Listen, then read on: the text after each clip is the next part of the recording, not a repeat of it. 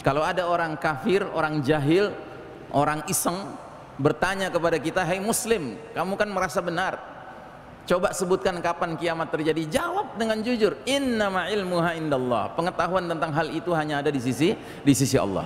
Tapi di lain sisi, lewat ayat ini Allah Ta'ala meminta kita orang beriman untuk memiliki mentalitas la'alla sa'ata takunu qaribah. Boleh jadi kehadiran Al-Mahdi pada saat tanda-tanda besar sudah mulai bermunculan. Artinya apa? Dia termasuk tanda kecil yang datang belakangan, ya. Bahkan ada tanda kecil lain lagi yang datangnya belakangan sekali. Apa itu? Tanda yang mengisyaratkan peristiwa berakhirnya umur umat Islam, ya. Tanda apa itu?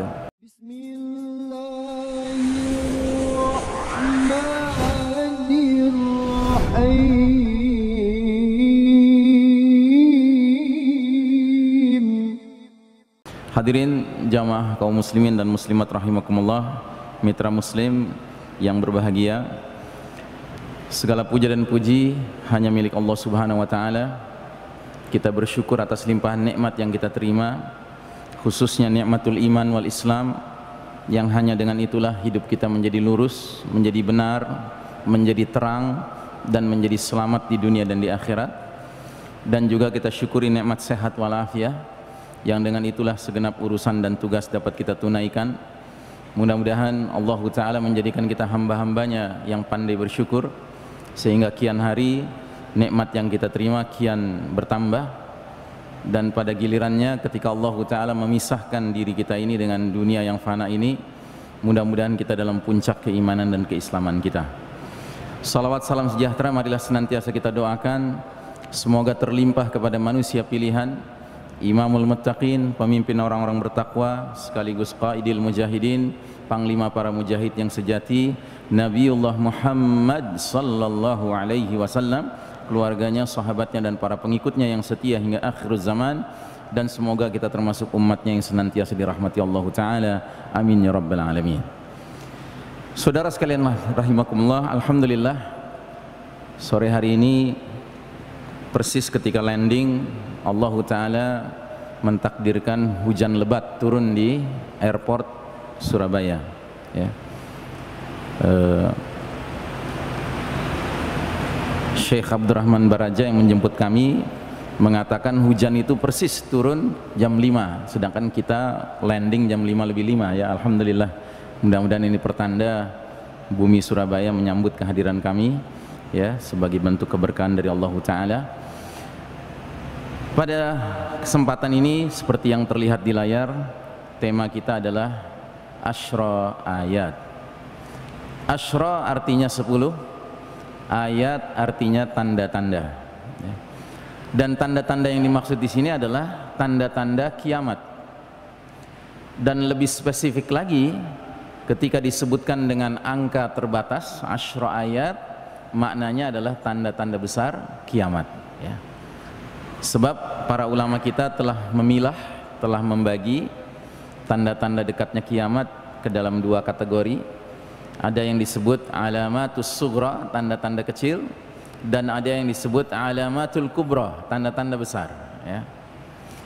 Tanda-tanda kecil jumlahnya sangat banyak dan pada umumnya datang terlebih dahulu. Sedangkan tanda-tanda besar jumlahnya terbatas, hanya 10, datang belakangan ketika kiamat sudah dekat akan terjadi. Sebelum saya lanjutkan, saya ingin bertanya kepada jamaah, tanda kecil kiamat yang paling awal apa? Yang mau menjawab silahkan mengangkat tangannya. Tanda-tanda kecil kiamat jumlahnya banyak sekali, tetapi yang paling awal peristiwa apa? Diutusnya Rasulullah, diutusnya Nabi Muhammad sallallahu alaihi wasallam, ya, benar.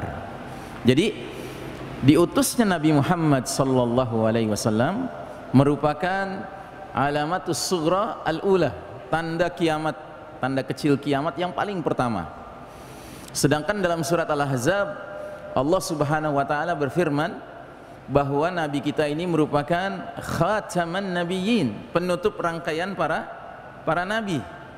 la nabiyya ba'dah, la rasula ba'dah. Artinya apa?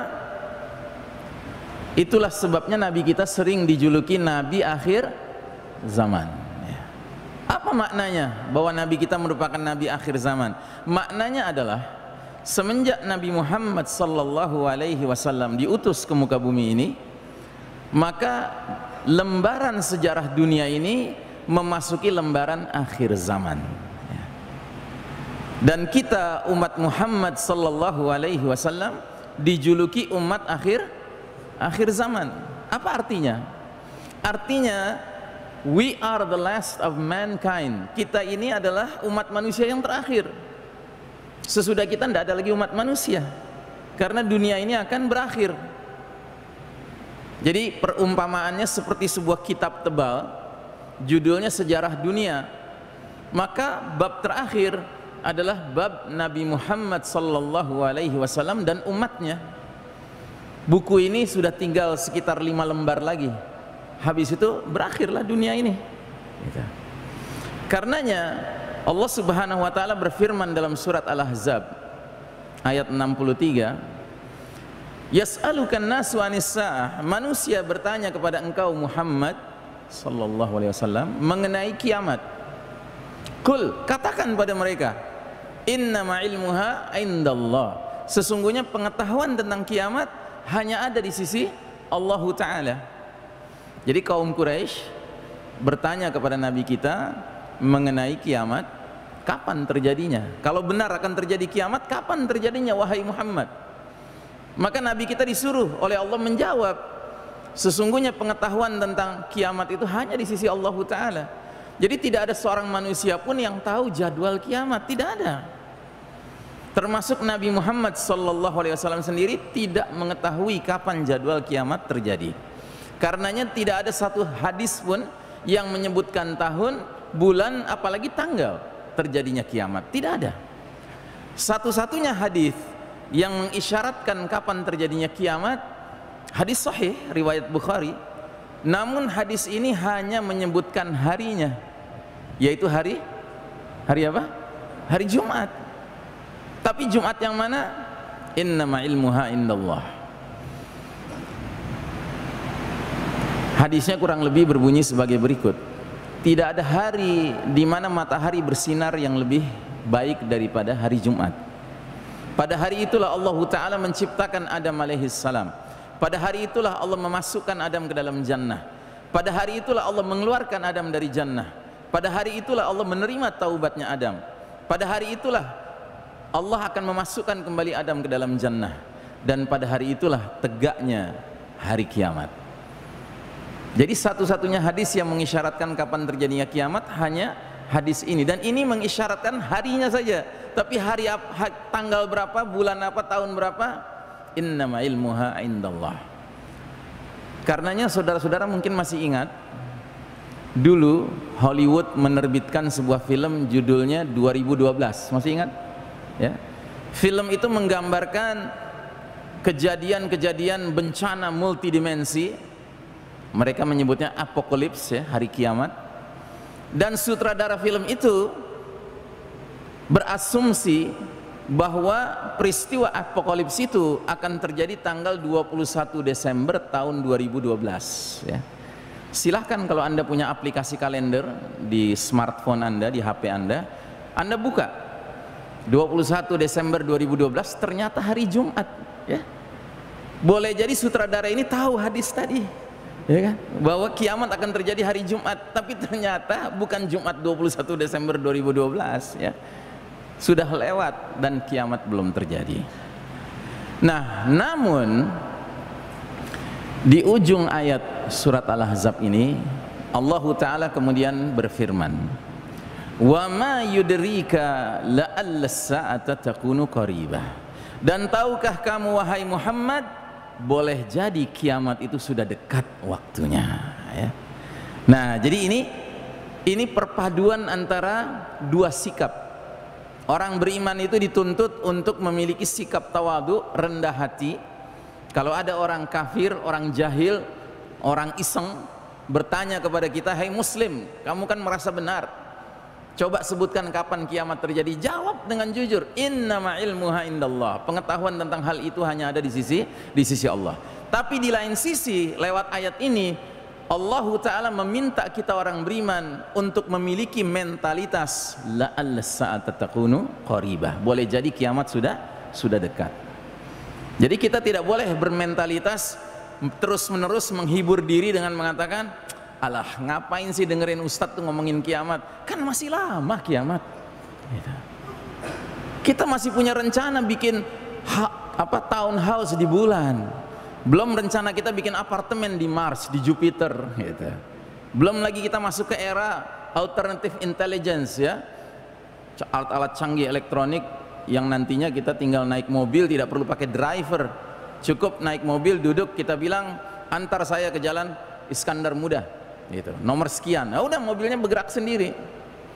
Nah jadi saudaraku rahimakumullah, tidak demikian. Kita orang beriman ini orang yang terus menerus ya menanamkan dalam diri, boleh jadi kiamat itu sudah dekat waktunya ya.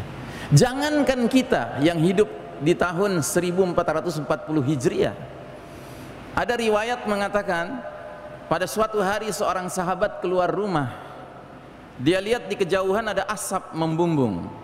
Asap itu bahasa Arabnya dukhan. Apa yang dia kerjakan? Dia keliling ke tetangga-tetangganya, dia gedor pintu-pintunya, dia teriak-teriak, ad-dukhan, ad-dukhan, ad-dukhan katanya. Asap, asap, kabut, kabut, kabut katanya. Keluarlah tetangga-tetangganya mengelilingi sahabat ini dan bertanya, ada apa? Dia tunjuk asap di kejauhan, dia bilang ad-dukhan katanya. Mereka masih bertanya-tanya, ada apa dengan asap itu wahai sahabat? Maka kata sahabat ini, kalian ini bagaimana? Apa kalian tidak ingat keterangan Nabi Muhammad sallallahu alaihi wasallam mengenai alamatus saah, tanda-tanda kiamat sudah dekat, bila mana sudah muncul ad-dukhan. Bayangkan ya, itu 15 abad yang lalu seorang sahabat begitu sensitif menangkap sebuah fenomena dikaitkan langsung dengan alamatus sa'ah ya.